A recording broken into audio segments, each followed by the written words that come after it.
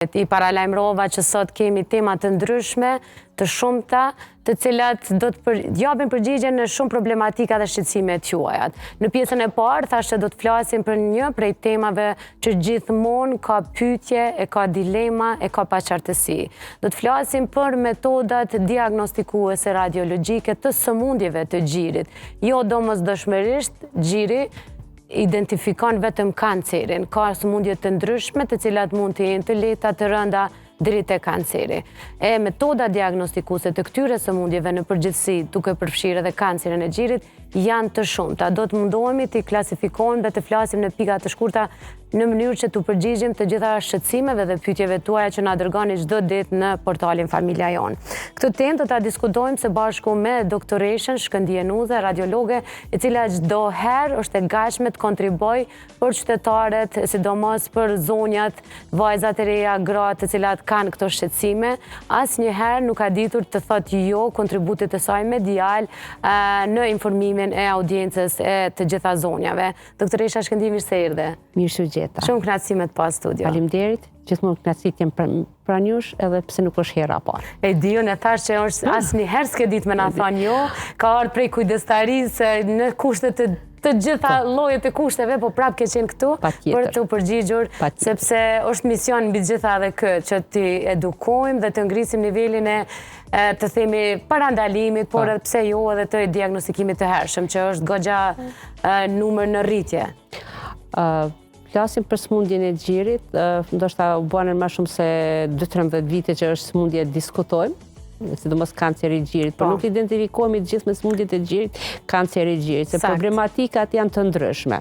Problematikat janë të ndryshme, duke filluar nga sëmundjet inflamatore, ndryshimet benigne që janë shumë shpeshta, sidomos të moshat e reja, ato janë shumë palpueshme, edhe me njerë në dus që palpot të gjirin një femre, qoftë e re, një 15 vjeçare, janë shpeshta, se janë në aspektin hormonal, edhe është shumë shqetësuese, ma shumë për prindin se për një moshë e re 4-15 vjeçare ende nuk din të shqetësohet shumë për gjendjen shëndetësore, po është prindi i cili ai bësh shqetësohet, dhe pastaj të kalojmë të sëmundje tjera që janë po të nëna që lindin janë mastite të ndryshme, kemi disa lloje të kancereve të ndryshme të cilat varet prej stadit edhe kanë varet edhe prognoza atyne.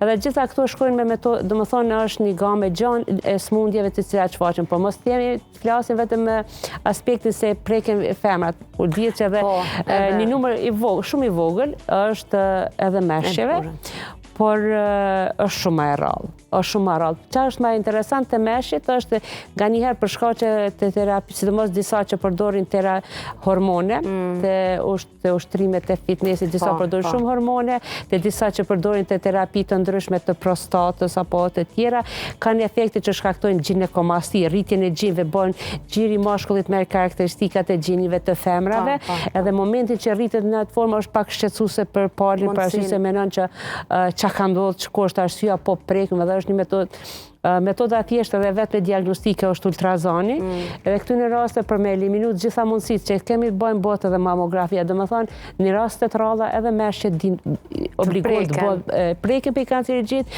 po edhe detyrohen të bëjnë edhe mamografi njëjtë sikur bëjnë gjinja femërore. Me flasim për gjirin, domethënë është me emisionin mundem me vazhdu, por çfarë është me rëndësi të dimë është se duhet të kategorizohen çka është metoda diagnostike të kancerit të gjirit. Prandaj se dashja me ditë roli radiologjisë në sëmundje dhe diagnostikimin e sëmundjeve të gjirit është jetek. Jetek është, domethënë përveç kontrolli, hapi i parë që bëhet te një patologji, është një mjek familjar ose një ginekolog, pavarësisht cili do mjek, mundet me pas se pacientët tonë ende sot nuk janë të orientuar ku duhet të shkojnë nëse palpojnë diçka te gjiri, apo nëse është një problem që kanë me rrjedhjen sekrecionit nga gjiri. Është mjeku familjar i cili do të ditë të referoj ku duhet shkoj. Qoftë ultrazani i gjinit, qoftë mamografia, qoftë rezonanca e gjirit apo biopsitë e gjirit, gjitha janë që janë obligim dhe detyrë të cilat kryen nga radiologu, nga ana e radiologut. edhe deri në vendosjen e diagnozës finale dhe pastaj vazhdojnë nëse është benign vendoset tutje vendos pacienti edhe kirurg ose dikush tjetër, nëse është malign atë varësisht prej shkallës etapës cila është diagnostiku, atëherë vendoset me cila do të shkojnë me onkologji apo kirurgji. Në ndërkohë se gjitha këto metoda diagnostikuese kanë edhe një kronologji. Nuk mund të vendosim vetë me bë një mamografi pa i përdorë edhe metodat tjera. A shkon kështu doktoresh? Po është për shembull të flasim, mamografia, skriningu nacional me mamografi, kryesisht skriningu normal të femrat që nuk kanë simptomatologji, mosha zakonisht fillon në moshën 40 vjeçare. Te ne si Evropë fillon 40, Amerika ka pak më vonë 45 vjet, edhe jemi me moshën 40 vjeçare. Po këtu ka një ndryshim. Për shembull, kemi femra të cilat kanë anamnezë familjare pozitive, kanë familje rrethin në ngusht familjar ku hynë nëna, motra, tezja që janë, në më thotë trashëgimia nga ana e nanës, nëse kanë rrethin e ngusht dhe janë të diagnostikuar para moshës 50 vjeçare, atëherë mamografia parë bëhet 10 vite më herët se sa bëjmë se 40 se gjinia tjetër, ndërsa nëse këto kanë, ndërsa është edhe një lloj tjetër të cilat kanë deformitet gjenetik, do të thonë analizën BRCA1 dhe BRCA2 dalin nëse janë pozitiv, mamografitë e para preferohen të bëhen edhe para moshës 30 vjeçare. Do të thonë pavarësisht moshës që diagnostikohet familjar, rekomandimi për mamografi nëse janë pozitiv në tumorët e gjirit, analiza gjenetike del për pozitivitet, atë duhet fillon mamografia edhe në moshën 30 vjeçare. Për arsye se duhet dihet se mamografia nuk rekomandohet bëhet mosha të reja për shkak se moshat e reja kanë një densiteti shumë të madhe të gjirit, edhe nuk na jep informata shumë mamografia për si strukturë. Ndërsa kur në ultrazo, me ultrazo vendosim që është e domosdoshme mamografia, atëherë orientimi është si metodë ultrazoni me mamografia dhe mamografia me ultrazo janë si plotësojnë njëra tjetrën. Nuk është se njëra nëse bën njërin e zgjedh punën ose nëse bën tjetrën. Jo, të dyja të plotësojnë njëra tjetrën. A mund për shembull një pacient që ka simptoma të cilat të orientojnë paka shumë nga smundjet e gjirit ose kancerin e gjirit, por që në ultrazo nuk dallohet asgjë dhe kërkohet një mamografi për të siguruar. Mamografia, nëse me ultrazoni është ka një siguri shumë të lartë, ka siguri shumë të lartë, edhe është diku 90-95% informata që jep. Normal, gjithmonë një ekzaminimi bëhet, nuk bëhet vetëm gjiri, bëhet edhe aksillat. Aksillat bëhen për arsye se gjithmonë gjiri lidhet me aksillat, se do të dihet një gjë se ndonjëherë kemi variacione të pozitës së indit të gjirit, ndonjëherë është nën sqetull, kemi gjie ektopik nën sqetull, kemi në murin e përparëm të abdomenit, kemi nën klavikull që është pjesa nën harkun, me njëherë nën qafë, që din me pas me shku indigjini deri në alt, edhe do më thonë, edhe vetë smundja mundet me lokalizu në vendet në ndryshme. Për këtë arsye duhet ditë se si përfaqja e gjirit përfshin komplet murin e përparëm të toraksit, edhe komplet strukturat e ekzaminohet. Siç e cek edhe ti më herë, do më thonë vetë pacienti spari duhet bëjnë ekzaminimet, vetë kontrollat e gjirit. Vetë kontrollat e gjirit bëhen çdo muaj. Femra e cila duhet të bëjë vetë kontrollën e gjirit, për shembull është gjithmonë duhet të planifikojnë në 10 ditën e parë, për ditës parë që ka filluar cikli. Për arsye se gjiri është lirohet për efektit hormonal, nuk është i tendosur, edhe është më lehtë palpohen ndryshime të tjera, se nëse e bën në periudhën para ciklit, është krejt i tendosur, edhe çdo segment që prek gjirit mund të palposh një zonë të fortë edhe e cila mundet me shtime dyshuar që mos diçka po zhvillohet te gjiri i femrës që jemi në fjalë, pavarësisht moshës. Po, që ta sqarojmë edhe t'jau qartësojmë të gjitha grave që po na ndjekin, ku është diferenca në mes ultrazërit, mamografisë dhe MRI-s apo rezonancës magnetike, sepse të trijat kërkohen me raste. Te rastet për shembull dallimi, mamografia nuk fillon të bëhet, apo qoftë screeningu, nga që nuk bëhet, te femrat nën moshën 40 vjeçare nëse s'ka simptome. Nëse s'ka simptome. Po, analizat veç e ceka marrën në bazë gjenetikës, bazë të, domethënë anamneza familjare 10 vjet më herë, ndërsa te femrat që kanë defekt gjenetik edhe 25-30 vjet mundet me fillu të bëhet mamografia.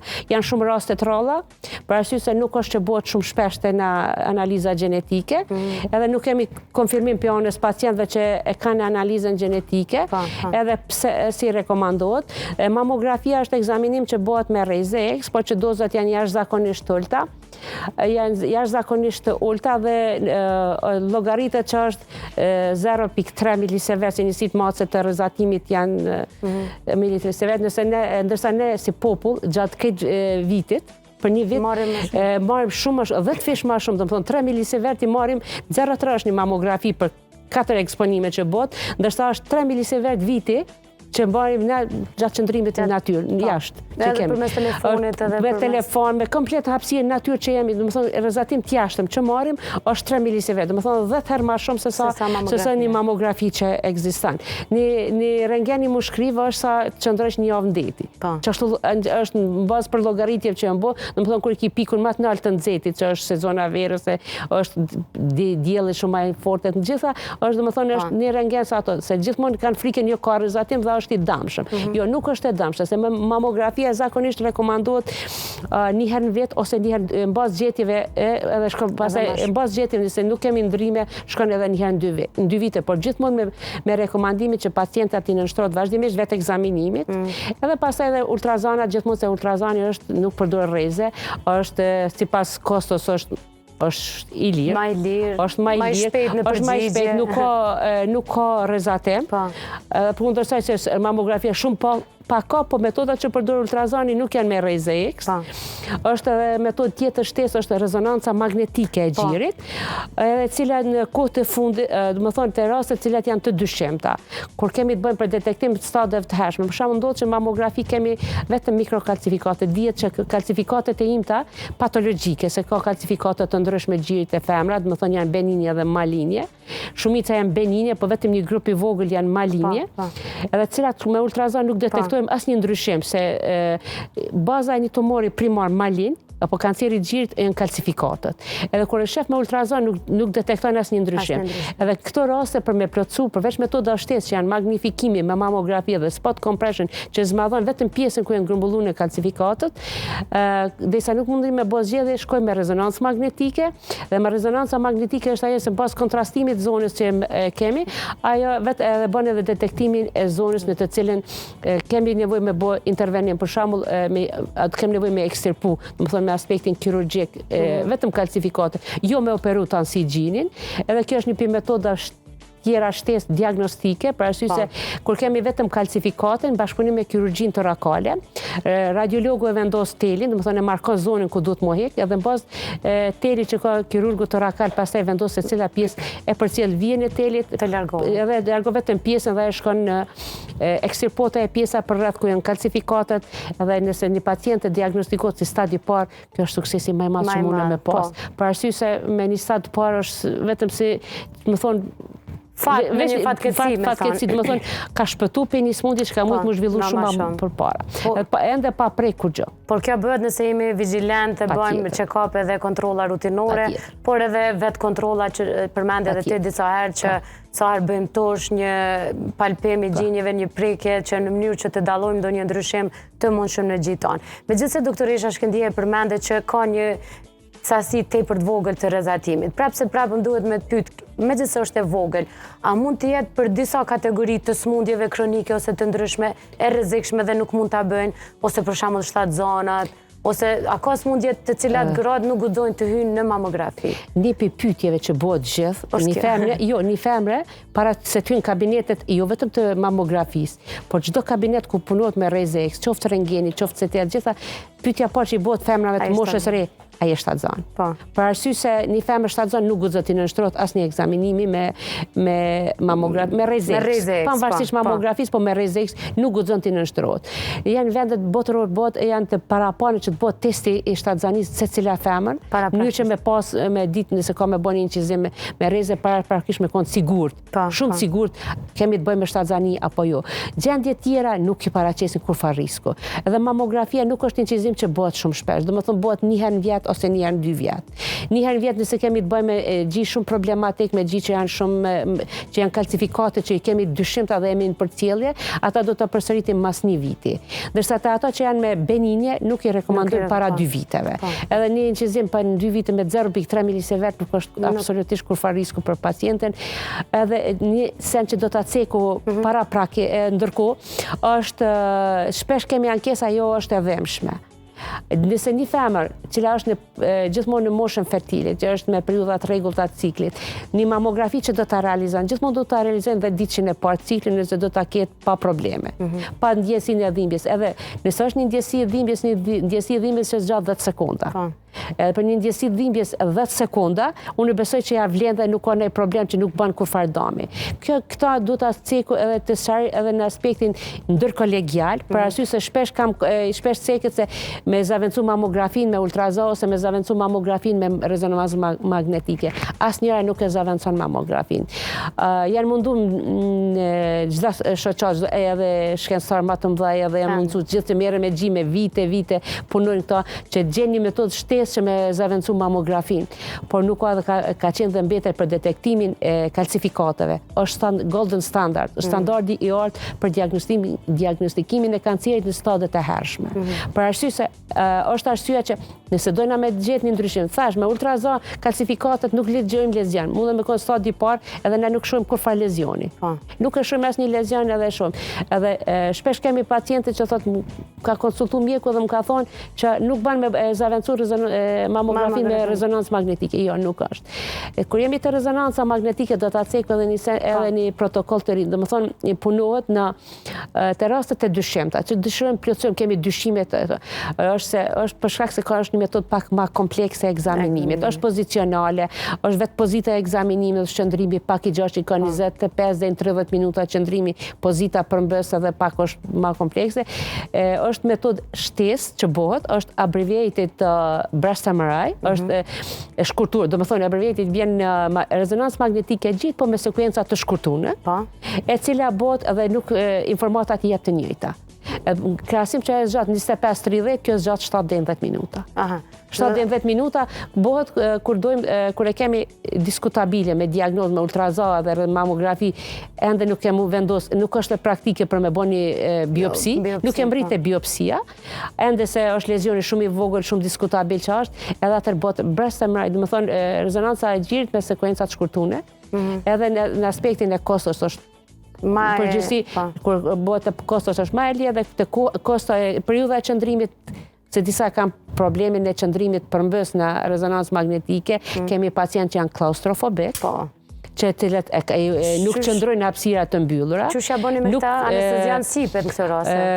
Duhet të planifikojmë për momentin, nuk kena pas ndonjë ankesë për pacientëve që nuk mund të qëndrojnë hapësirat mbylla, por ndryshe do duhet planifikoj ditë kur janë bën ekzaminimet me fëmijë që janë me anestezian edhe shkohet me anestezian. Janë se duhet me shku me anestezian nëse s'mundet me qëndru, nëse qëllon si metodë diagnostike, nëse s'do të bëjë zgjidhje tjetër.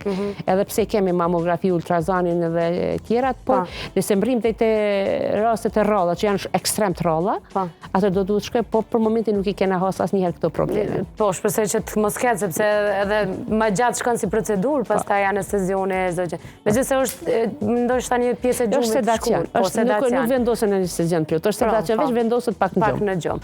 Sepse duhet edhe mos lëvizin pacientat gjatë atij ekzaminimi, është shumë e rëndësishme. Ekzaminimi i rezonancës magnetike për dallim pi tjera, domethënë kërkon qetësi plot. Edhe frymarrjet e shpeshta se pacientët që kanë frikë, pak janë hapësirat mbyllne.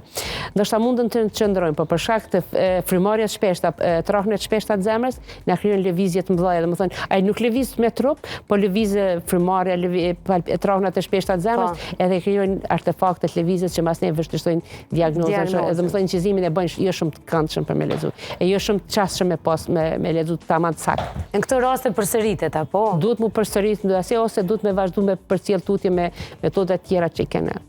Funksionon për arsye se ki pacient që refuzon me him rena. Po, për shkak të frikës, refuzon për shkak frikës, klaustrofobisë, edhe nuk vendos me hisë është hapësirë e mbyllur. Po.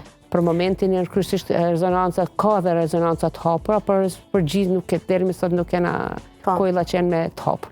Doktoresh, unë shpresoj që sa me pak rastet ketë, por në rastet kur në ultrazon duket që është diçka që po zhvillohet goxha shpejt e goxha shumë, a nevojitet patjetër prap mamografia kur vetë në ultrazon e ke ditë saktë se çka mund të jetë? Mamografia është e domosdoshme për me detektuar. Apo shkojmë në biopsi pastaj? Spari është si metodë e parë gjithmonë të moshat mbi 40 vjet do të shkojmë me mamografi. Apo. E para është mamografia, e dyta është ultrazoni, gjithmonë se mamografia moshat e mbi 40 vjet plotësohen. Këto nën vazhdojmë me ultrazon, pastaj shkojmë me mamografi. Është e domosdoshme mamografia për shkak të multifokalitetit. Se mundem me pas nganjëherë është një masë solide, por mundem me pas fokuse tjera që nuk i detektojnë ultrazoni, si janë shumë të vogla, edhe janë me mamografi të detektueshme si kalcifikate dhe atëherë është e nevojshme të bëhet mamografia. Në këtë rast bëhet vetëm gjiri që është i dyshim. I dyshim, po.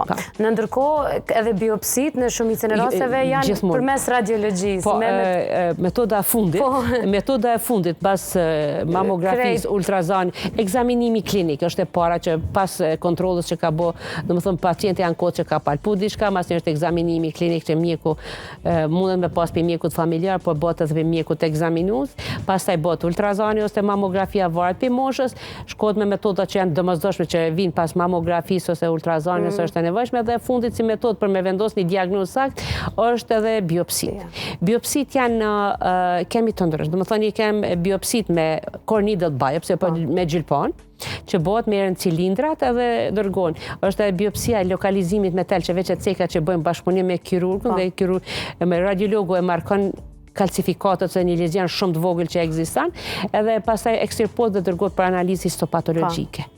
Do me thonë, këtu janë ai zinxhiri i diagnostikimit të saktë për me vendosa në fund, a është për kirurgji, a është për kemioterapi, apo për çfarë vazhdon tutja i pacientit. Rezultatin e fundit na jep patologu, që kena dërgu mostrat për ekzaminim, se gjithmonë duhet të përgatisim material tamam të mjaftueshëm për patologun, në mënyrë që të kemi një informata sa më të mjaftueshme që pacienti të merr sa më shpejt diagnozën.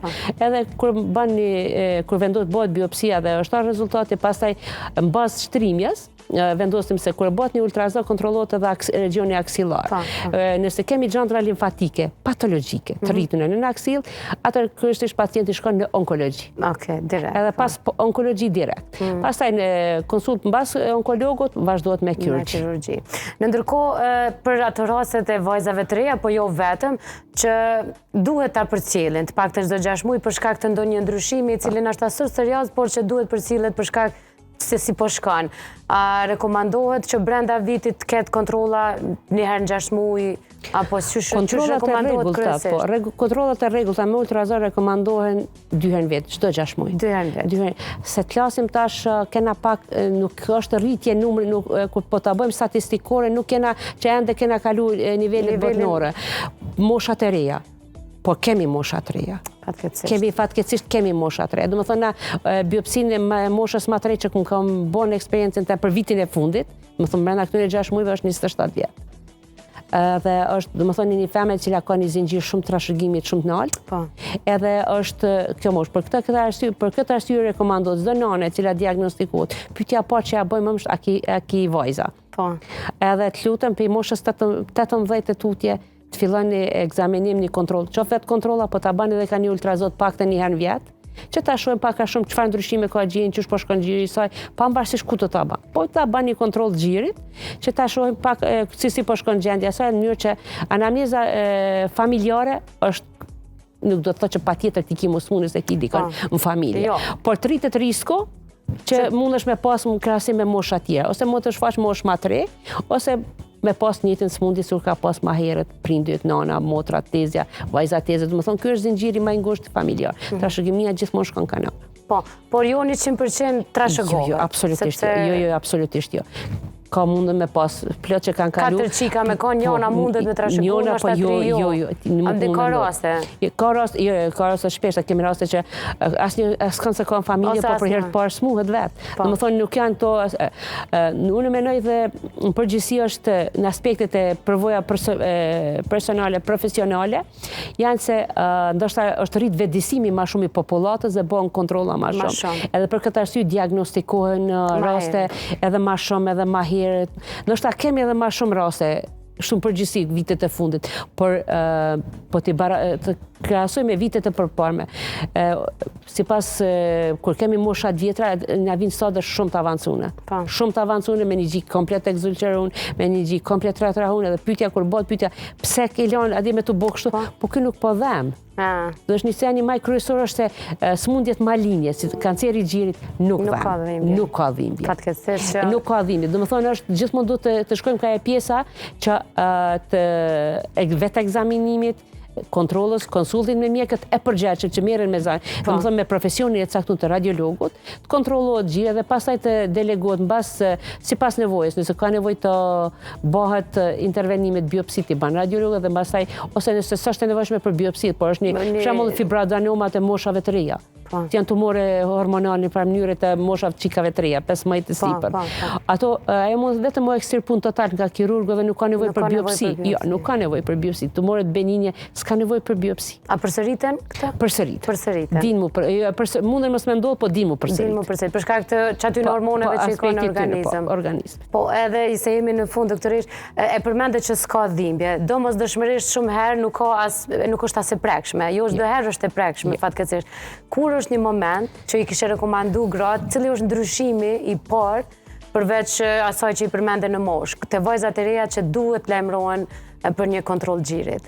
Vajzat e reja nuk, do më thonë, vetëm nëse dikën familje kanë me anamnezë pozitive, do të fillojnë kontrollat më herët. Do më thonë, mas moshës 18 vjeçare, do të po kanë një ultrazot. E kam fjallën edhe për ndryshime. Edhe ndryshime nuk mund me vetëm të moshat e reja, vetëm se palpon në dos. Palpon diçka të gjirë, se nuk mund me pas. I vetmi san që mundet me ndodh, më ka ndodh moshat të reja, është një lloj tumori tjetër që quhet Paget disease, është e lëkurës, por që shoqërohet edhe me kancer gjirit. Dhe më thonë, kur mamila për mbaja gjirit, krijon krusta shumë, dregza, që në gjuhën popullore, krusta shumë edhe nuk shërohen. Edhe është, dhe më thonë, në këto raste, para se të vitet të zhvillim, nëse s'kemi me ultrazon kur gjo, do të bëhet një biopsi nga ana dermatologut, e lëkurës së majës së gjirit. Edhe nëse diagnostikohet si Paget, masë duhet të trajtohet nga ana onkolog, nga mjekëve tjerë, për arsye se në Paget disease të maja e gjirit gjithmonë shoqërohet me kancer gjiri. Kështu që duhet kënë kujdes të ndryshim. Nëse është se kemi ka njerë sekretet e gjirit, gjithmonë duhet me pas parasysh se ngjyra bardhë, ngjyra qumshtit nuk paraqet kurfar risko. Nëse rrjedhin të dy, duhet kemi parasysh që duhet bëhet prolaktina, se kur rrjedhin të dy gjithë mund të pas rregullime hormonale, nga një hormon i cili është i vendosur në hipofizë që është mesin në kokë. Hipofiza është qendra e komplet kontrollës gjitha hormoneve trupore, edhe e menaxhon dhe kontrollon gjitha llojet të hormonit, njëjtë edhe prolaktinën që quhet. Kur rrjedhin të dy gjithë, ngjyra është e qeltë, është gjithmonë duhet të bëhet hormoni i prolaktinës, nëse kemi rritje të prolaktinës, edhe ajo provokon sekretin nga gjiri. Se prolaktina rritet edhe femrat që lindin, edhe stimulon prodhimin e qumshtit. Ndërsa nëse kemi rrjedhje me ngjyrë të kaftë, atër duhet të bëhen kontrollat, bëhet një strishë citologjike, të vlerësohet se natyra e atij sekreti, edhe njëkohësisht varësisht për moshës bëhet ultrazani ose mamografia, me ditë se çka ku kemi problemit, si ka problemi. Është sekrecioni me ngjyrë të gjelbërt, që mundet me ndodh është infeksionet e gjirit.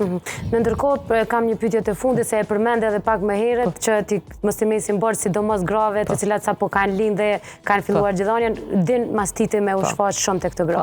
Çfarë simptoma i jep që ta bëjmë krahasimin sepse kanë një herë tutën çat shumë mos është kancer saqë e përzin. Mastiti jep dhimbje apo? Mastiti është smundje inflamatore. Janë shenjat e inflamacionit, skuqje, dhimbje. Dhimbje ka. Dallon shumë ndjeshme në palpim, edhe është edematoz. Nëse një nanë nuk më rrin me zbraz gjinin sa duhet.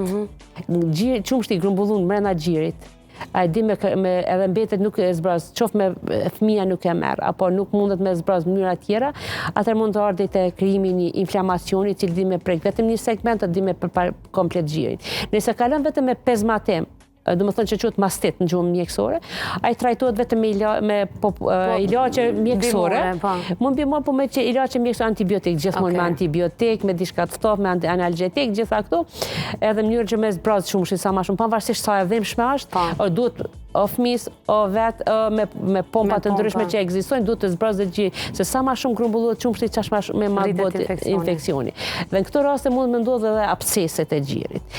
Diagnozat të përshambull të aspekti më i vështirë radiologjik është një absces kronik, me një absces, me një karcinom. Diagnoza shumë afër, por të shtatzanat, të nënat në laktacion me fëmijë, absceset janë shpeshta nëse nuk zbrazet qumshti i gjirit. Dhe mu bo mastitet. Mastitet kanë edhe të moshat që s'kan bën hiç me nëna që janë gjirë, moshat vjetra. vjen një imunitet i ranë në infekcion i mundshëm edhe mas ne mund të më zhvillu infekcion të gjiri. Varësisht prej natyrës imunitetit të pacientit. Por zakonisht shpesh na ndodhin edhe abscese të shumta dhe pamja e një abscesi kronik, sidomos që përsëritet shpesh, është shumë e ngjashme me një karcinom. Po që duhet të jenë vigjilentë edhe mas 6 muajve ta rikontrollojnë gjinin, pavarësisht që janë shëru, s'kan dhimbje, s'kan infekcion, mas ti të din me lanë pasojat di me lanë cicatrikse, di me lanë vend që mos më tërheq komplet infekcioni për mbajtja që është, edhe kështu që duhet me nejtë gati me përcjellë se në këtë mënyrë edhe e sigurim një jetë shëndetshme, një popullat shëndetshme. Po se shpesh dim se ne jemi mirë, tani ma nuk shkojmë te mjeku, kështu që një mas 8, pavarësisht që është i shëruar mirë dhe ju ndiheni mirë, mas 3 ose 6 muajve varësisht për rekomandimit të mjekut tuaj, duhet të rikontrollohet në mënyrë që të shohim edhe pasojat, po edhe çka u mshif brapa atij. Gjithmonë duhet përcjellet, për arsye se mund të kemi edhe karcinoma të apsedune ndodhin. Për këtë arsye gjithmonë derisa tërheqet komplet infeksioni, bëhet në kontroll pe mjekut.